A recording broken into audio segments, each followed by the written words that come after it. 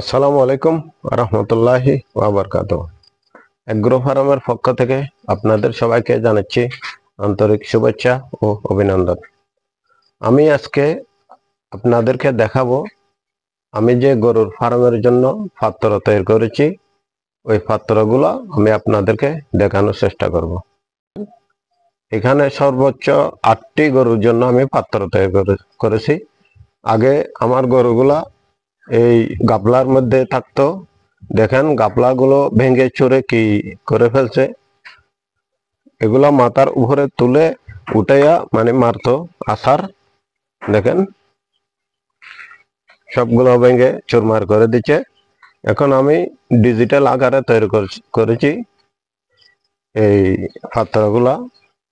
এগুলা মাপ কতটুক দিছি কতটুক দিই নাই সর্বোচ্চ আমি শেয়ার করব আপনাদের সামনে। অবশ্যই ধৈর্য সহকারে আমার ভিডিওটি দেখতে থাকেন। এটি হলো খাদ্যর পাত্র, এটি পানির পাত্র, এটি খাদ্যর পাত্র, আবার এটি খাদ্যর পাত্র, আর আবার এটি পানির পাত্র। এইরকম সিস্টেম করে দিয়েছি, যেহেতু দুটি গরু যেন এক গাবলা থেকে পানি খেতে পারে ওইভাবে আমি দিয়েছি। দেখেন এদিক দিয়ে মাপটা দিয়েছি আমি 2 ফিটের মতো, এদিক দিয়ে এদিকে পড়ছে দেখেন 27 ইঞ্চির মতো।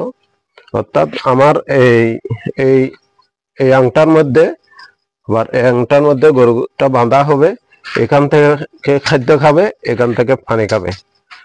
আবার আমি যদি এই ঘরের মধ্যে বাঁধি, এই আংটা আর এই আংটার মধ্যে যদি গরুটা বাঁধি, তাহলে এখান থেকে খাদ্য খাবে, আবার এখান থেকে পানি খাবে।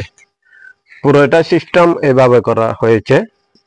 দেখেন এখানে যে গরুটা খাবে এখান থেকে পানি খাবে, ঠিক আছে। আবার এখান থেকে খাদ্য খাবে, এখান থেকে পানি খাবে। অর্থাৎ দুইটি গরু একটা গাবলা থেকে পানি খাইতে পারবে।